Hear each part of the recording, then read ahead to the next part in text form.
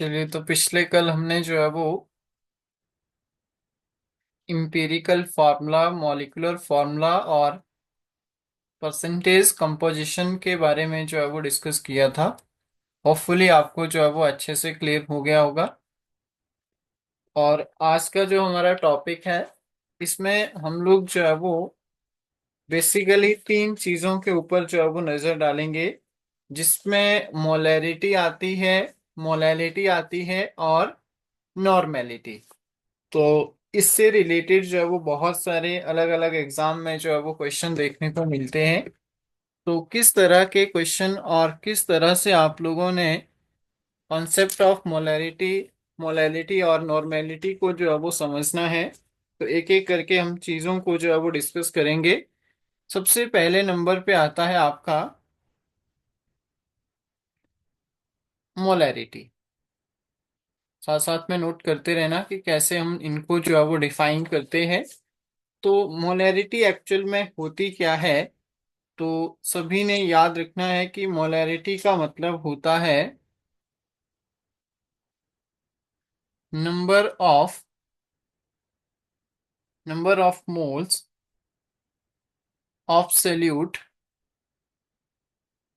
Which are present which are present in 1 litre solution. 1 litre solution के अंदर number of solute particle. अब आपने दो चीजें पढ़ी होगी, किसी भी सॉल्यूशंस के अंदर जो है वो एक आपका सल्यूट होता है और दूसरा जो है वो सॉल्वेंट होता है। सल्यूट जो कम अमाउंट में हो, और सॉल्वेंट उसको कहा जाता है जो ज़्यादा अमाउंट में हो, जिसकी वैल्यू जो है वो ज़्यादा हो, जिसकी क्वांटिटी जो है वो ज़्यादा रहती है, उसको हम लोग जो है वो क्या बोलते हैं, सोलवेंट जो है वो कहते हैं। अब मोलैरिटी की मैंने एक लाइन में आपको डेफिनेशन बोली कि number of solute which are present in 1 litre solution.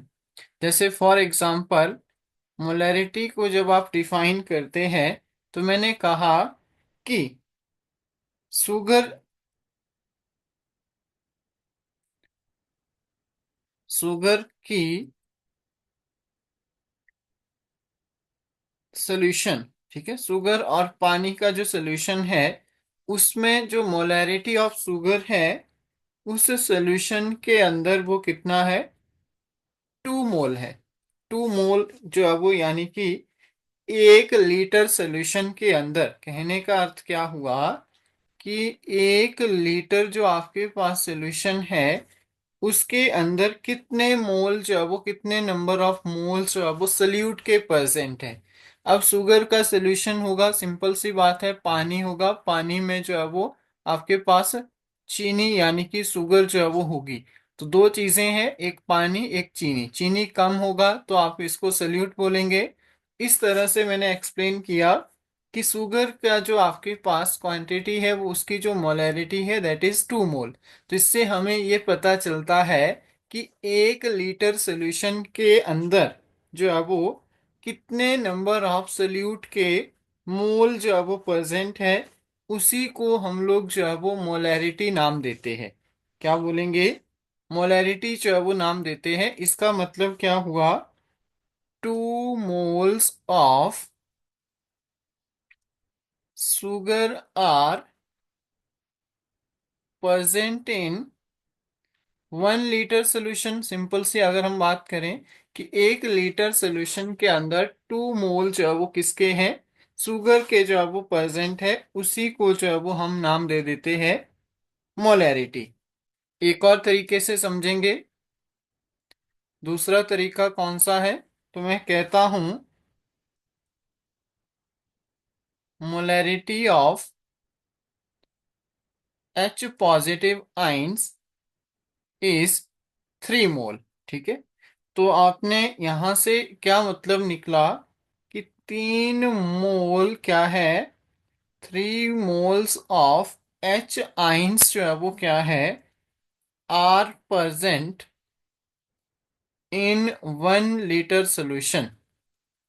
1 litre solution के अंदर जो आपका सोल्यूट पार्टिकल होगा, उसकी जो स्ट्रेंथ होगी उसी को जो है वो हम नाम देते हैं मोलैरिटी। इतनी बात क्लियर हुई? एक बार जल्दी से बता दीजिए, यस और नो। Yes sir. ओके। अब मोलैरिटी का जो फॉर्मूला आता है, molarity is equal to, note करेंगे, number of moles of solute divided by volume of solution in litre. Volume of solution जो है वो किस में होना चाहिए? लीटर में जो है वो आना चाहिए। अब कई बार यूनिट पूछ लिया जाता है तो नंबर ऑफ सॉल्यूट को हम एन से डिनोट करते हैं। इनको काउंट करने के लिए मोल्स का जो है वो यूज करते हैं। मोल पर लीटर जो आपका यूनिट होगा वो किसका यूनिट होगा? इस मोलैरिटी का यूनिट होगा, या फिर इसको हम कैपिटल एम से भी जो है वो कई बार लिख देते हैं। तो मोल्स पर लीटर याद रखना है, मोलैरिटी का यूनिट है।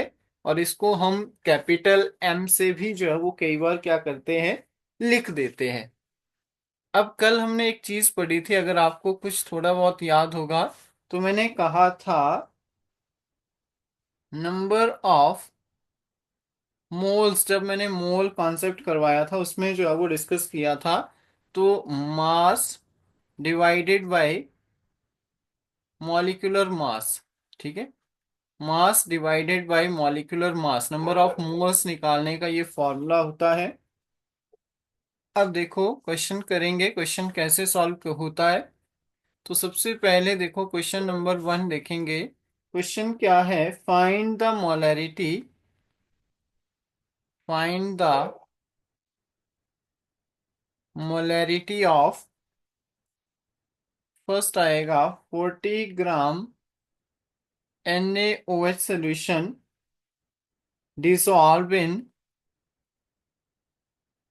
dissolved in 250 ml सोल्यूशन, ठीक है। तो इसके लिए हमें जो है वो मोलैरिटी को फाइंड आउट करना है, तो हमें जो है वो जो चीजें गिवन है उसी के अकॉर्डिंग चलते हैं। तो हमने अभी पढ़ा molarity M is always equal to N divided by volume in litre. समझ आ रहा है ना? ठीक है। Yes molarity sir. देखा कि इसको कैसे डिफाइन करते हैं, तो N number of moles divided by volume in litre जो है वो आ जाता है। अब होता क्या है, इस एन को, नंबर ऑफ मोल्स को निकालने का फॉर्मूला मैंने अभी आपको बताया कि एन को कैलकुलेट करने के लिए हम लोग यूज करते हैं मास डिवाइडेड बाय मॉलिक्यूलर मास। तो जब आपके पास एन की वैल्यू पुट होगी तो ये आ जाएगा मास divided by molecular mass divided by volume in litre. तो वॉल्यूम हमें दे रखा है मिलीलीटर में, मिलीलीटर में दे रखा है 250, इसको लीटर में चेंज करेंगे तो डिवाइडेड बाय 1000 आ जाएगा। अब मास और मॉलिक्यूलर मास कैसे निकालेंगे? तो मास हमें गिवन है, कितना दे रखा है? 40 दे रखा है, यस और नो? दिख रहा है? Yes sir. मास 40 गिवन है। अब मॉलिक्यूलर मास इसका निकालेंगे, सोडियम 23, ऑक्सीजन 16 और हाइड्रोजन 1, 16 और 1 17 और 23 करेंगे तो ये भी आ जाएगा 40। तो मॉलिक्यूलर मास भी हमारा 40 हो गया। 250 डिवाइडेड बाय 1000, जीरो से जीरो कैंसिल, 40 से 40 कैंसिल, हमारे पास जो बचेगा 25 फॉर द 100। तो टोटल आपके पास जो आ जाएगा दैट इज 4 मोल पर लीटर। तो इसको मैं लिख सकता हूं 4m। तो हमारे पास मोलैरिटी जो निकली किसकी, जब आपका 40 gram of NaOH is dissolve in 250 millilitre, then the molarity of that particular case that is equal to 4 mole बोल सकते हैं। 4m जो है वो इसकी वैल्यू आ गई। अब लास्ट में हमें ये पता चलता है कि, यानी कि 4 मोल, 4 मोल्स आर प्रेजेंट इन कितना, 1 लीटर सोल्यूशन, ठीक है। 1 लीटर सोल्यूशन के अंदर जो है वो हमारे पास फोर मोल्स वो क्या है, प्रेजेंट है। कर लेंगे, बताइए जल्दी से, यस और नो।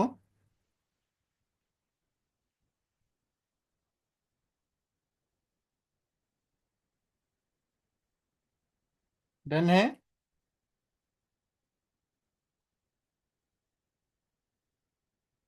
ओके, आगे बढ़ते हैं।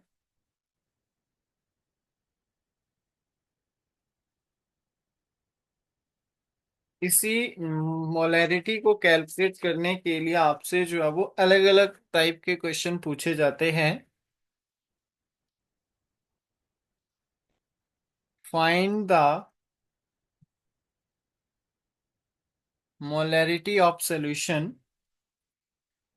4.9 ग्राम sulphuric acid present in 50 centimetre cube solution.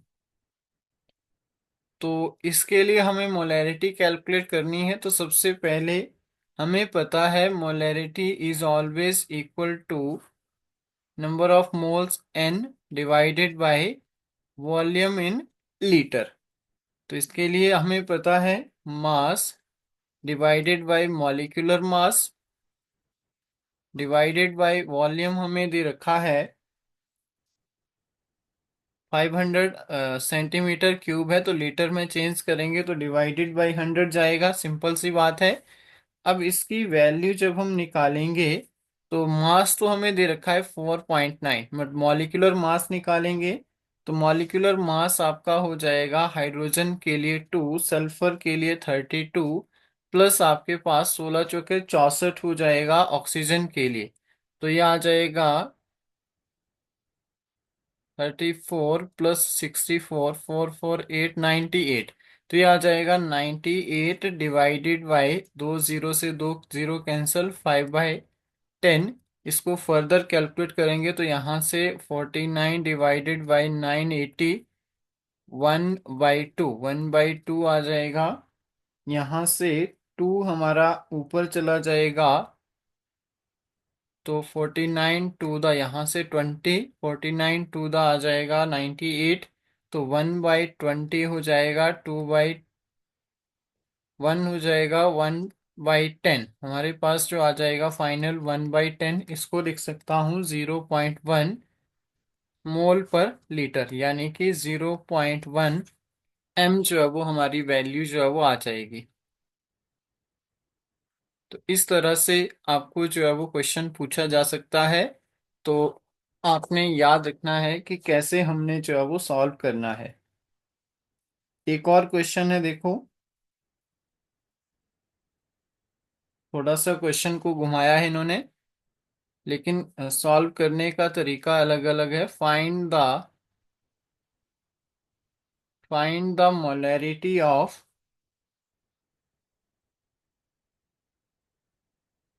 Condition दे रखी है इसमें, मास।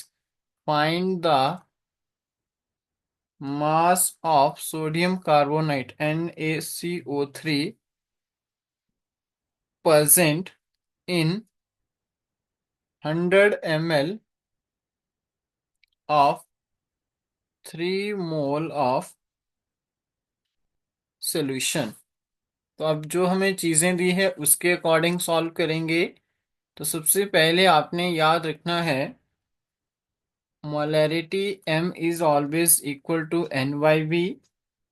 तो यहां से मोलैरिटी हमें दी है 3 is equal to number of moles, या फिर n के बारे में कोई इंफॉर्मेशन नहीं है, डिवाइडेड बाय 100 मिलीलीटर। 100 मिलीलीटर को लीटर में चेंज करेंगे तो डिवाइडेड बाय 1000।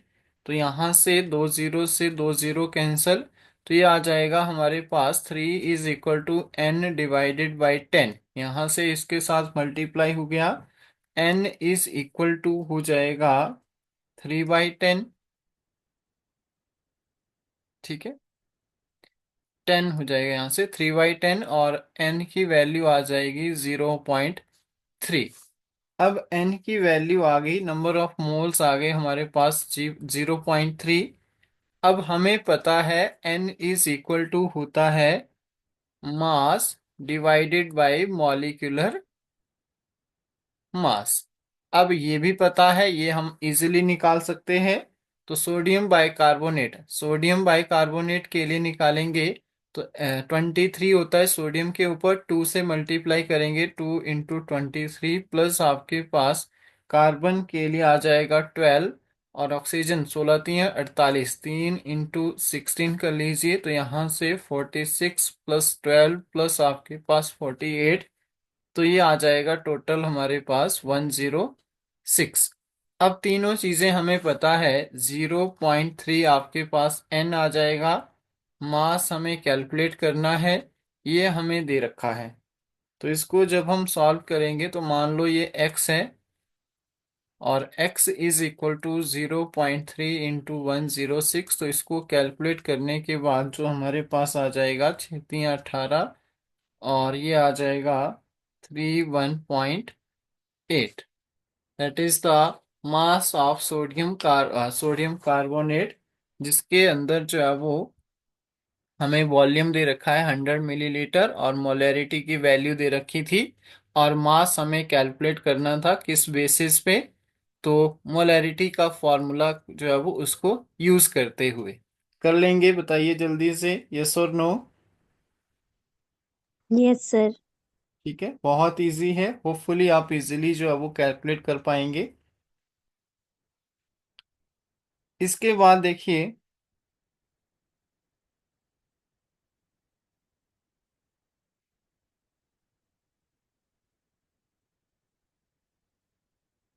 ये भी इजी क्वेश्चन है, एज ए होमवर्क नोट कर लीजिए। If 120 gram urea, NH2CO, NH2 formula होता है, urea is dissolved in 1000 gram water, then find the molarity of solution if density of the solution is 1.12 gram millilitre. तो फिर से वही formula लगेगा, NYV, और हमें यहाँ पे 120 जो है वो ग्राम दे रखा है। मॉलिक्यूलर मास इसका निकालेंगे, तो मॉलिक्यूलर मास फिर से सोडियम के लिए 14, सॉरी नाइट्रोजन के लिए 14, हाइड्रोजन के लिए 1, कार्बन के लिए 12 आ जाएगा, ऑक्सीजन के लिए 16 आ जाएगा। तो उसको कैलकुलेट करने के बाद जब हम सारी चीज़ें कैलकुलेट करेंगे, तो 60 हमारा जो है वो क्या आता है, मॉलिक्यूलर मास आ जाएगा, और वॉल्यूम हमें दे रखा है।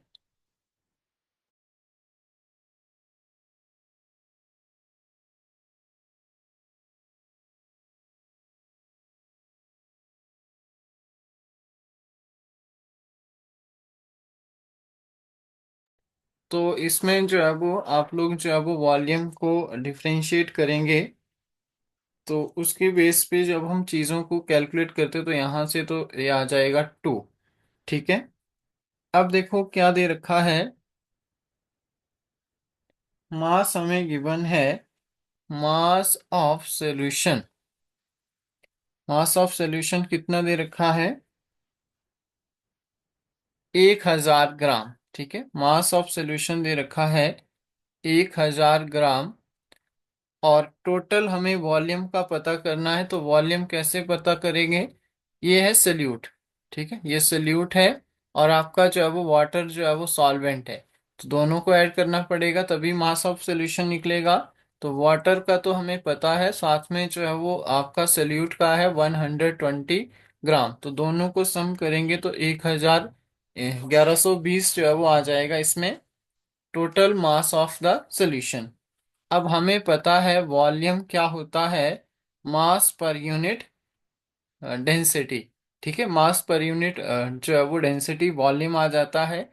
तो मास हम निकालेंगे 1120, और डेंसिटी हमें दे रखी है 1.21, और इनटू में कर लेंगे 1000, क्योंकि मिलीलीटर में है, उसको चेंज करने के लिए। तो कैलकुलेट करके जो है वो हमारे पास इसकी वैल्यू टोटल आ जाएगी 1000 millilitre, that is equal to 1 litre. ठीक है, that is equal to 1 litre. अब यहाँ पे इस चीज को फिल करेंगे, तो m is equal to B upon volume. तो v हमारे पास 2 आ गया, डिवाइडेड बाय 1 लीटर। तो कुल मिला के जो है वो मोलैरिटी हमारी जो है वो कितनी होगी, 2। तो इस क्वेश्चन में थोड़ा सा आपने ध्यान देना है। ध्यान क्या देना है कि यहाँ पे हमें डायरेक्ट नहीं दिया है, यहाँ पे अलग अलग करके दिया है। पहले सल्यूट भी दे रखा है, और सॉल्वेंट भी दे रखा है, और डेंसिटी की बात भी की है। तो तीनों के बीच में रिलेशन कैसे निकलेंगे, मास ऑफ सॉल्यूशन हमें पहले निकालना पड़ेगा। तो मास ऑफ सॉल्यूशन कैसे निकलेगा, सॉल्वेंट प्लस आपका जो है वो सल्यूट, उसी से हमारे पास जो है वो मास निकलेगा। और वॉल्यूम निकालने के लिए मास पर यूनिट डेंसिटी, और वहां से ये 1000 मिलीलीटर, और इसकी वैल्यू 1 लीटर हो जाएगी।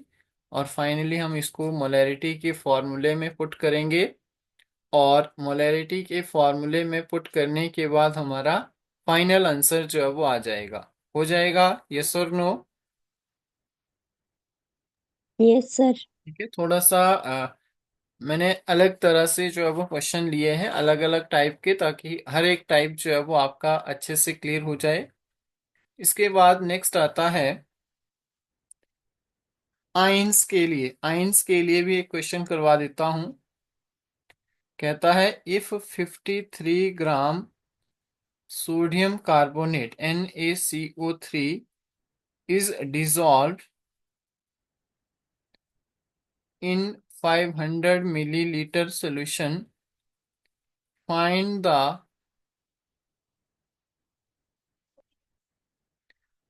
the molarity of number 1 Na2CO3, दूसरा Na positive ion, and third पूछा गया है इसमें कार्बोनेट आइंस की। तो तीन तरह की कंडीशन है, देखो कैसे एक एक करके हम सॉल्व करेंगे। सबसे पहले molarity m is equal to n/v। तो n को कैलकुलेट करेंगे 53 ग्राम, इसका मॉलिक्यूलर मास निकालेंगे तो फिर से 46 प्लस आपके पास कार्बन के लिए 12, और 16 × 3 = 48। तो ये आ जाएगा 8 × 12 ऐड करेंगे तो 106। तो ये हो जाएगा 106 डिवाइडेड बाय 500 मिलीलीटर है, लीटर में चेंज करेंगे 1000 से डिवाइड, 2 जीरो से 2 जीरो कैंसिल, 5 × 10, और ऊपर भी हमारा 1/2। तो 1/2 1/2 ये आ जाएगा, ये पूरे से पूरा कैंसिल हो जाएगा, लास्ट में 1 मोल जो है वो इसकी मोलैरिटी आ जाएगी। फर्स्ट पार्ट क्लियर हो गया, यस और नो? बोलो जल्दी से। Yes sir. यहां से हमें क्या पता चला, यहां से हमें ये पता चलता है कि 1 मोल जो है वो सोडियम कार्बोनेट के क्या है, प्रेजेंट है 1 लीटर जो है वो सोल्यूशन के अंदर। ये आपने याद रखना है, यहां से ये हमें पता चलता है। अब दूसरी तरफ जो है वो कंसेप्ट है, find the molarity of sodium positive ion. तो कैसे हमें पता करना पड़ेगा, जब आपके पास 100% जो है वो क्या होती है, डिसोसिएशंस होती है। आइंस जो है वो 100% जो है वो डिसोशिएट होते हैं। उसके बेस पे हमें पता चलता है, क्या पता चलता है, सोडियम बाइकार्बोनेट जो है वो किस में चेंज होगा, रिएक्टेंट विल प्रोडक्ट में कैसे चेंज होगा। तो 2Na पॉजिटिव टूटेंगे, प्लस आपके पास जो है वो कार्बोनेट आइंस जो है वो फॉर्म होंगे। अब देखो, जब 1 मोल ऑफ सोडियम कार्बोनेट टूटा, तो 2 मोल ऑफ जो है वो सोडियम आइंस बने, साथ में 1 मोल ऑफ कार्बोनेट आइन जो है वो बना। अब 1 लीटर सोल्यूशन के अंदर एक लीटर सॉल्यूशन के अंदर जो है वो इस तरह से डिसोसिएशन होती है, 2 मोल्स जो है वो फॉर्म होते हैं, तो 2 मोल्स का मतलब होगा यहाँ पे इसकी जो मोलैरिटी आएगी वो 2m आ जाएगी, और इसकी जो मोलैरिटी आ जाएगी दैट इज 1m आ जाएगी। बट कंडीशन क्या है? कंडीशन होती है कि आपका 100% जो है वो डिसोसिएशन हो। तो याद रखना है कि मोलैरिटी के केस में जब आयंस की बात आए तो इनका जो है वो आपको केमिकली जो है वो डिसोसिएशंस के बारे में जो है वो अच्छे से पता होना चाहिए। डन हो गया? आगे बढ़े। Yes sir. इसके बाद आगे देखते हैं। नेक्स्ट आता है, हेडिंग डालेंगे मोलैरिटी ऑफ डाइल्यूशन। अब मोलैरिटी ऑफ डाइल्यूशन क्या होता है? तो याद रखेंगे, दो मैंने सॉल्यूशन ले लिए और इसमें सल्यूट और सॉल्वेंट दोनों ऐड कर दिए। एक सॉल्यूशन ले लिया और सल्यूट और सॉल्वेंट दोनों लिए, और दूसरा एक और सॉल्यूशन ले लिया, और इसमें जो है वो मान लो ये M1 इसका और V1 वॉल्यूम आ जाएगा। और इसमें इस सॉल्यूशन में ये जो आपका दूसरा सॉल्यूशन है इसमें मैंने क्वांटिटी सेम ली थी, ठीक है। पहले सल्यूट के पार्टिकल दोनों में बराबर है। मान लो इसमें सल्यूट जो है वो क्या था, इस तरह से सल्यूट है 3 4 और 5। यहाँ पे भी 3 4 और 5 है, ठीक है। और जो आपके पास सोल्यूशन है उसमें पानी ऐड कर दिया मैंने, वॉल्यूम इंक्रीज कर दिया। यहाँ पे पानी मैंने यहाँ तक भर दिया। और इसके लिए अब सिंपल सी बात है, जब आपके पास दूसरी कंडीशन है तो दूसरी कंडीशन के लिए M1 V1 तो V2 जो है वो चेंज हो जाएगा, वॉल्यूम सिंपल सी बात है चेंज हो जाएगा। क्यों चेंज हुआ? क्योंकि वॉल्यूम जो है वो आपका क्या हो रहा है, इंक्रीज कर रहा है। लेकिन हमने तो पढ़ा था कि वॉल्यूम जैसे ही इंक्रीज करेंगे तो मोलैरिटी कम हो जाएगी। मोलैरिटी कम हो जाएगी, सिंपल सी बात है, वॉल्यूम जो है वो इसका इनवर्सली प्रोपोर्शनल है। तो हमने माइंड में ये याद रखना है, M2 जो है वो M1 से छोटा होगा। क्यों होगा वो मैंने आपको बता दिया कि मोलैरिटी जो है वो आपकी वॉल्यूम इंक्रीज करने पे कम हो जाती है। इतनी बात क्लियर हुई? Yes sir. अब मैंने एक कंडीशन दी, M1 B1 is equal to M2 V2। अब मैंने ये क्यों कहा? अब यहां से हमें पता है कि जब मैं इसके लिए मोलैरिटी निकालूंगा तो M1 is equal to N/B1 हो जाएगा। सिंपल सी बात है, यस और no? M2 is equal to N/B2 हो जाएगी इसके लिए, क्योंकि हमें पता है number of solute divided by volume होता है मोलैरिटी का फॉर्मूला, यहीं से मैंने निकाला। तो ये हो जाएगा M1 B1 is equal to N, यहाँ से M2 V2 is equal to N। तो ये N है, ये N है, तो हम बोल सकते हैं M1 B1 is equal to M2 V2 बोल सकते हैं। Yes sir. ऐसा हुआ क्यों? ऐसा इसलिए हुआ, यहाँ पे बताता हूं क्यों। क्योंकि हमने जो सल्यूट के पार्टिकल है उनके साथ छेड़खानी नहीं की।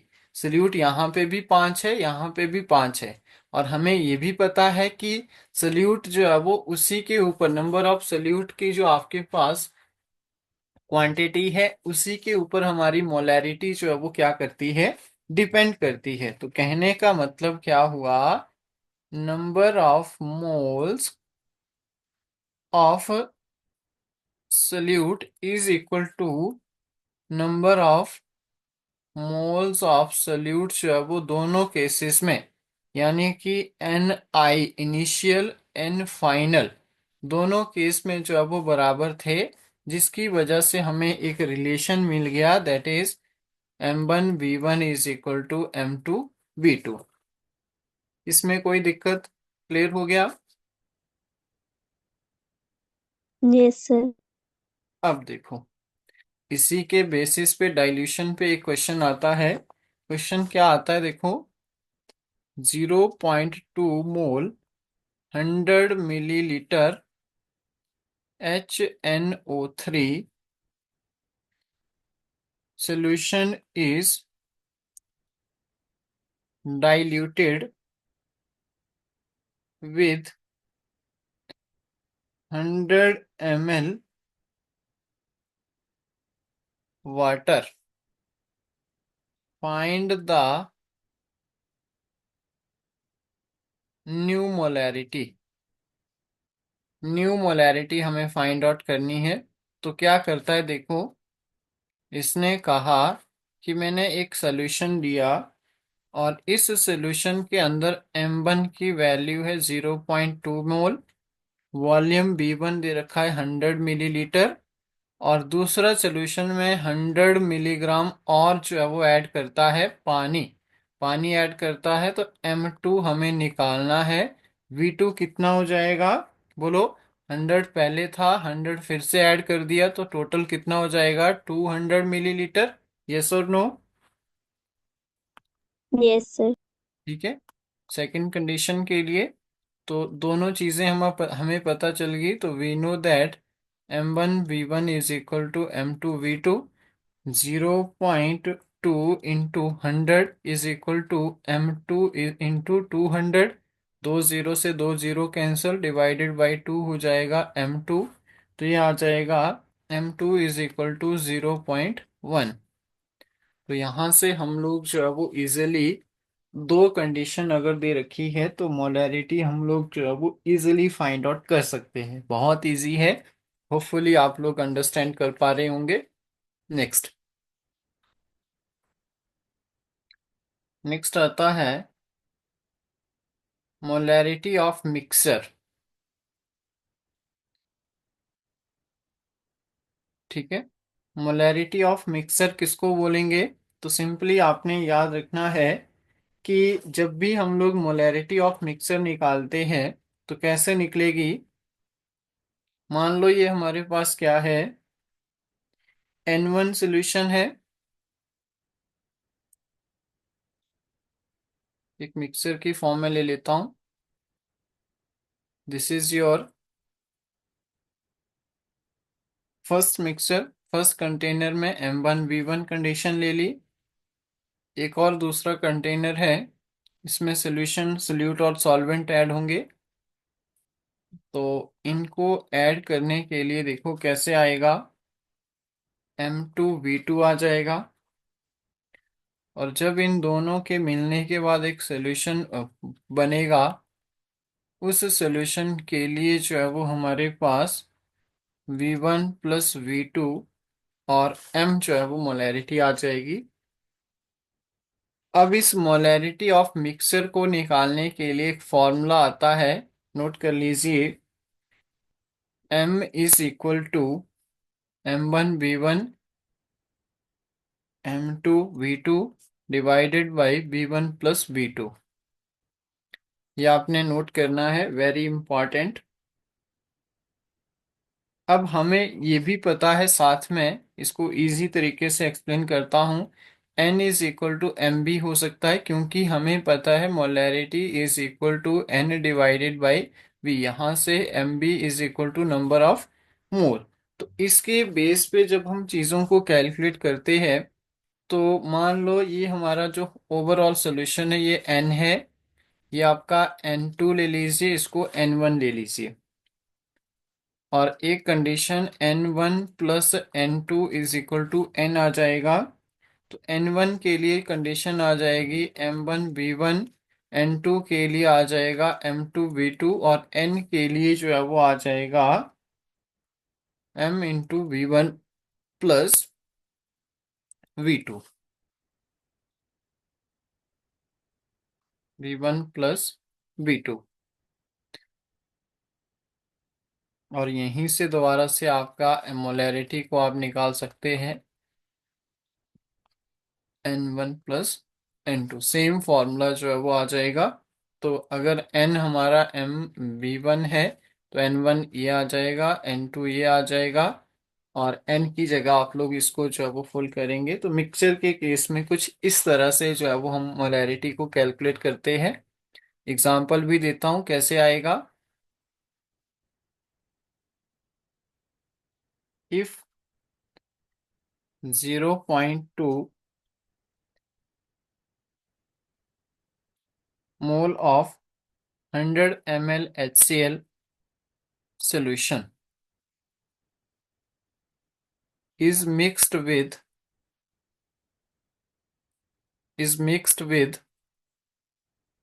0.1 mole 300 milliliter solution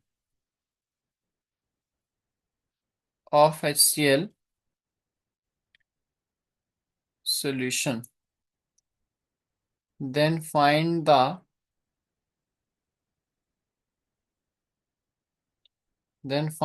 molarity of mixture। ऐसे आपको डायरेक्ट क्वेश्चन जो है वो पूछा जा सकता है। तो मोलैरिटी ऑफ मिक्सचर को निकालने के लिए हमारे पास जो चीज़ें रहती है, we know that formula that is equal to m1v1 plus m2v2 divided by v1 plus b2। तो कैलकुलेट करेंगे। फर्स्ट के लिए आपका मोलैरिटी के लिए 0.1 मोल दे रखा है, 0.2 मोल दे रखा है, वॉल्यूम दे रखा है 100, 100 से मल्टीप्लाई कर दीजिए, प्लस 0.1 इंटू 300 सेकेंड के लिए, और 100 प्लस 300 जो है वो वॉल्यूम दे रखा है। तो इसको कैलकुलेट करके जो भी आपका वट एवर आंसर आएगा, तो मेन जो हमारा जो है वो मकसद था, आपको जो है वो मोलैरिटी ऑफ मिक्सचर जो है वो फाइंड आउट करवाना। कैसे जो है वो हम लोग मोलैरिटी ऑफ मिक्सचर जो है वो फाइंड आउट करते हैं, वो मैंने आपको जो है वो एक्सप्लेन करना था। डन हो गया? बताइए जल्दी से। Yes sir. ठीक है। तो हर एक तरीके से मैंने आपको मोलैरिटी के बारे में बताया। अब दो चीजें आती हैं, ध्यान रखना है। एक आती है मोलैलिटी, और जो अभी हमने पढ़ी रिटी। आर जब आएगा मोलैरिटी, और एक आता है मोलैलिटी। दोनों में फर्क क्या है? एक को हम कैपिटल एम से डिनोट करते हैं, एक को हम स्मॉल एम से जो है वो डिनोट करते हैं। यहाँ पे हमने पढ़ा था, चलो यहाँ पे जो पढ़ा था उसको पहले, या फिर इसको पढ़ लीजिए। Number of moles of salute present in KG of solvent. ठीक है। और दूसरी तरफ जो है वो क्या है? Number of moles of salute present in 1 litre solution. ये हमने पढ़ा अभी, कि जो हमारे पास मोल रेरिटी होता है, मोलैरिटी होता है, उसमें नंबर ऑफ सल्यूट जो है वो आपके पास कितने जो है वो प्रेजेंट है 1 लीटर सोल्यूशन में। लेकिन यहाँ पे ध्यान देना, number of mole of solute, solute के तो मोल है, ठीक है, प्रेजेंट है, बट किस में? केजी के अंदर। और कहाँ पे? सॉल्वेंट के अंदर। यहाँ पे जो फॉर्मूला बनेगा, number of moles of solute आएगा divided by mass of solvent in kg. साथ में केजी का आपने जो है वो ध्यान रखना है। और यहाँ पे जो चीजें थी वो बहुत इजी थी। बहुत इजी का मतलब क्या है? एम, स्मॉल नहीं, capital M is equal to N upon B. इसका मतलब क्या है? Number of solute divided by volume in litre. Solution का जो वॉल्यूम होगा पूरे सोल्यूशन का, उसको जो है वो हम लीटर में जो है वो लेते हैं। मैंने सिंबल भी बता दिया, प्रोनाउंसिएशन भी बता दी। अब एक एग्जांपल लेता हूं। जैसे मैंने कहा मोलैलिटी, ठीक है, थोड़ा सा ध्यान रखना।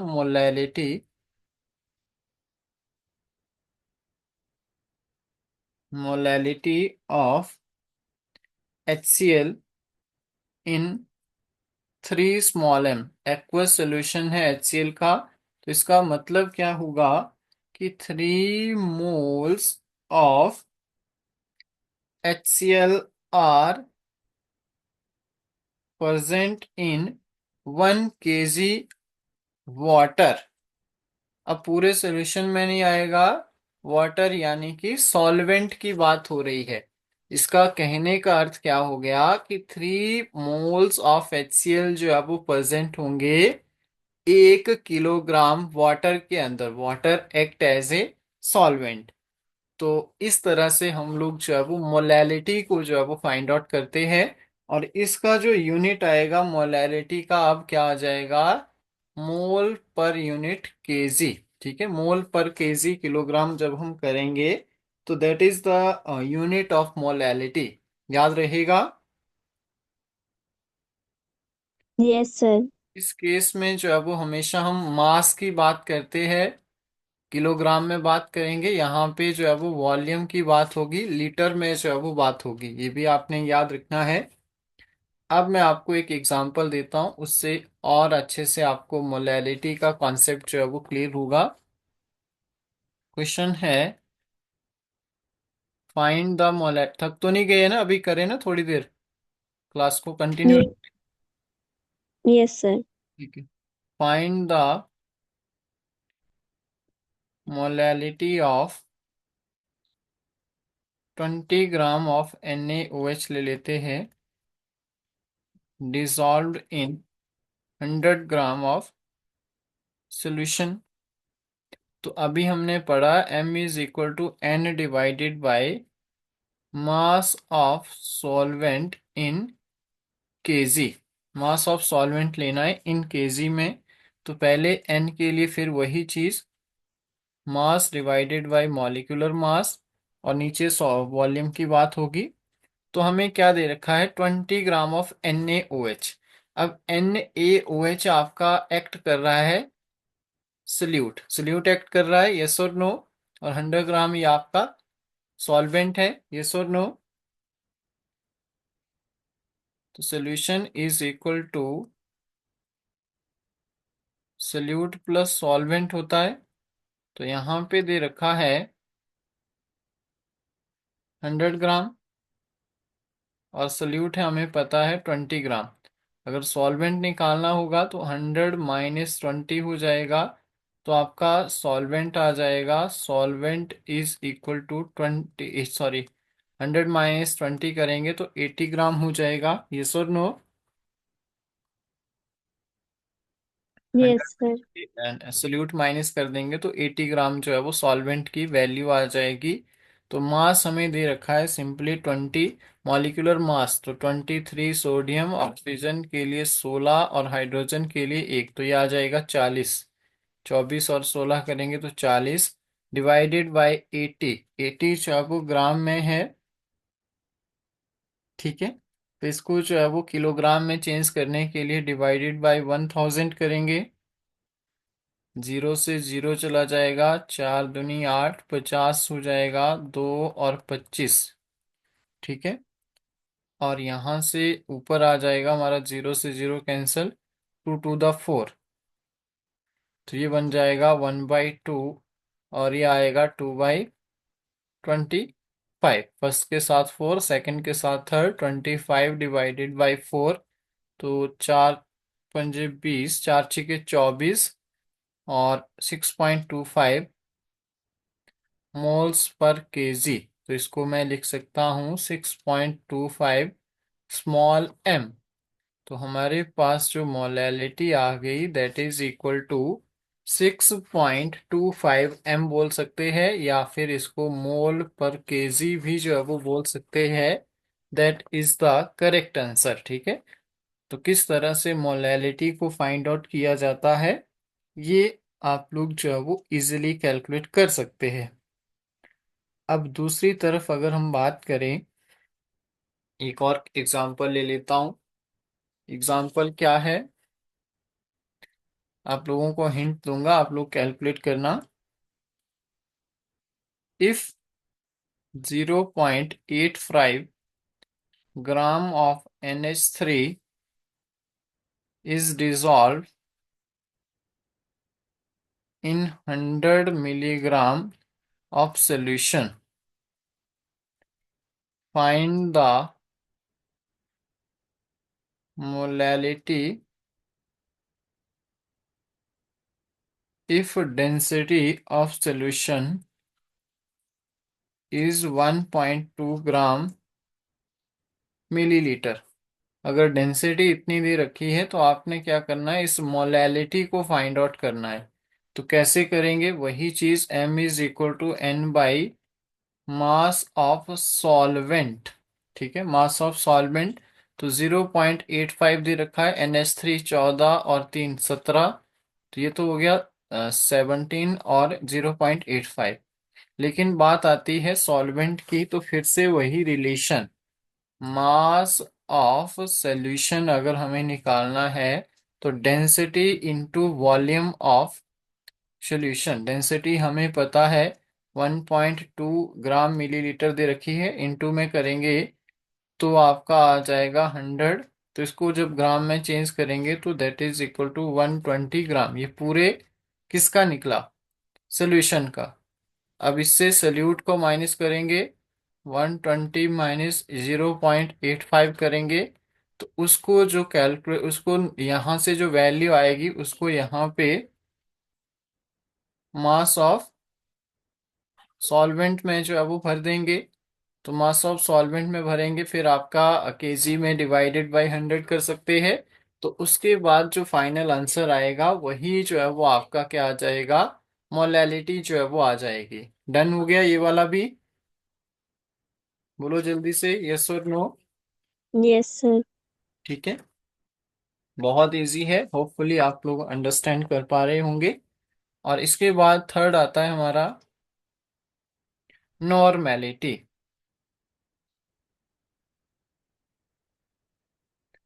ठीक है, थर्ड आता है नॉर्मेलिटी। अब नॉर्मेलिटी क्या है, तो याद रखना है number of gram equivalent, number of gram equivalent of salute which are present in 1 litre solution।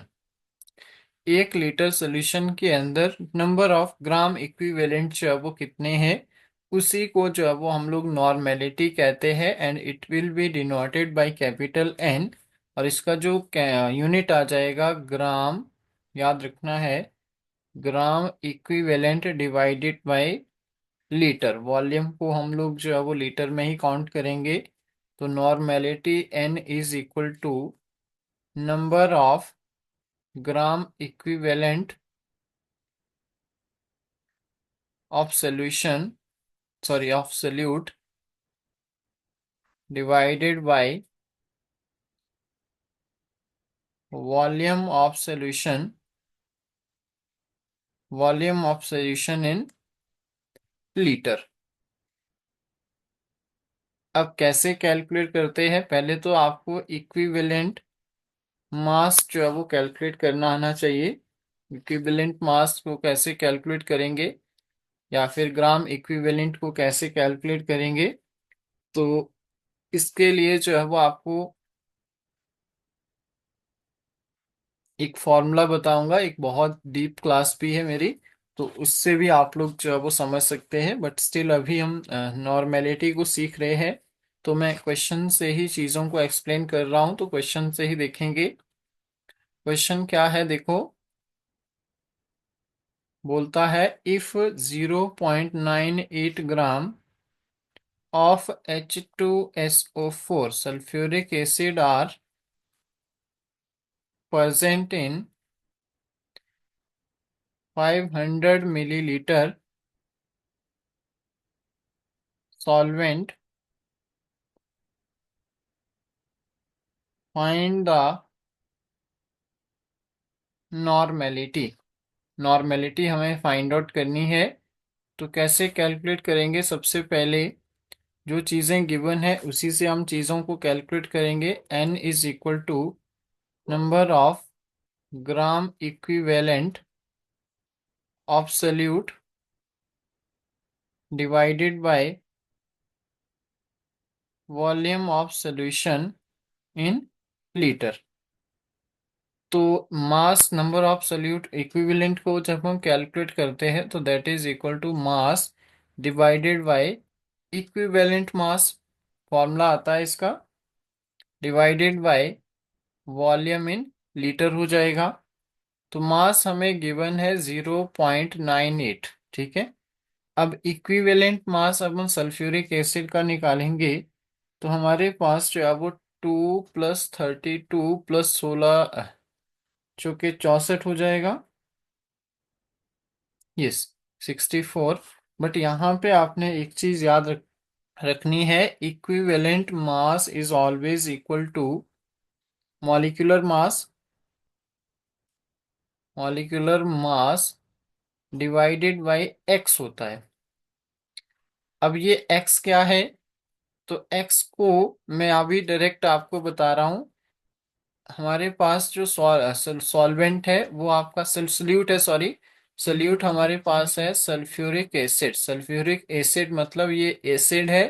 तो इसमें हम लोग जो है वो एक्स की वैल्यू को कौन डिपेंड करेगा, किसके ऊपर डिपेंड करेगी? तो कंसंट्रेशन ऑफ एच आइन के ऊपर डिपेंड करेंगे। तो जितने नंबर ऑफ एच आइन्स है 2 है, तो यानी कि एक्स की वैल्यू हमारी कितनी है? 2 है। तो ये आ गया मॉलिक्यूलर मास, कितना निकाला हमने? 64। और ये आ जाएगा 60। देखो, 32 ऐड करेंगे, इसमें 34 ऐड कर लीजिए तो 98 आ जाएगा। 98 डिवाइडेड बाई 2 हो जाएगा, एक्स की वैल्यू 2 है। तो ये आ जाएगा कितना हमारे पास? 49। तो याद रखना है, यहाँ पे हमारे पास इक्विवेलेंट मास आ गया 49।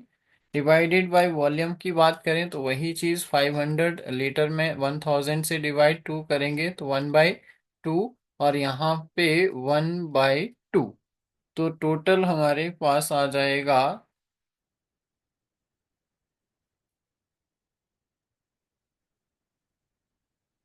2 ऊपर है, 0.02 ऊपर है, और नीचे अगर हम देखें तो 2।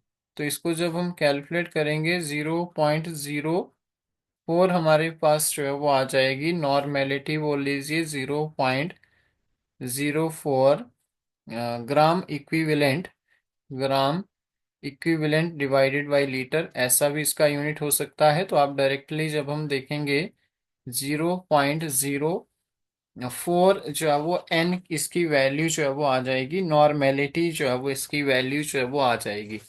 कर लेंगे, यस और नो? ठीक है। एक्स के लिए मैं ग्राम इक्विवेलेंट के लिए जो है वो आपको कल बता दूंगा कैसे जो है वो चीजें कैलकुलेट होगी। तो होपफुली आज आपको अच्छे से क्लियर हो गया होगा। 3 चीजें मैंने आज डिस्कस की, जिसमें हमने मोलैरिटी, मोलैलिटी और नॉर्मेलिटी के बारे में पढ़ा है। तो तीनों चीजें क्लियर है अच्छे से? बोलो जल्दी से, डन है? ओके। तो चलिए, काफी आज के लिए इतना। बाकी हम नेक्स्ट क्लास में जो है वो देखेंगे। होपफुली आप सभी ने अच्छे से जो है वो चीज़ों को अंडरस्टैंड किया होगा। और जो मैंने कल आपको क्वेश्चन दिए थे प्रीवियस ईयर रिलेटेड, और साथ में जो मैंने न्यूमेरिकल दिए थे, होपफुली आपने कर लिए होंगे। और नेक्स्ट डे जब हमारी क्लास होगी तो उसमें मैंने आपको और भी जो है वो फर्स्ट जो हमारा चैप्टर है बेसिक कॉन्सेप्ट ऑफ केमिस्ट्री, उससे रिलेटेड जितनी भी चीज़ें पूछी गई है और किस तरह के क्वेश्चन आते हैं वो सब हम लोग जो है वो डिस्कस करेंगे। आज के लिए इनफ है इतना। थैंक यू सो मच, मिलेंगे कल की क्लास में। Good night to all.